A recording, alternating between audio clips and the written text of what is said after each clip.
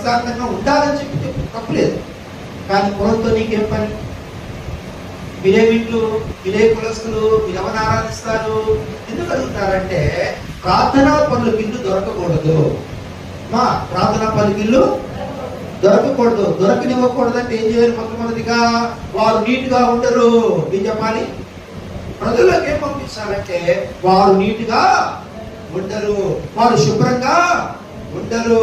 ఆ ఇంట్లో ఎప్పుడు సౌండ్ బాక్సులు పెడతారు. సౌండ్ బాక్స్ పెడితే బిడ్డలు ఎక్కడ చదువుకుంటారు? ఏమంటారు? సౌండ్ బాక్సులు పెడితే బిడ్డలు ఎక్కడ చదువుకుంటారు? అర్థమవుతుందా?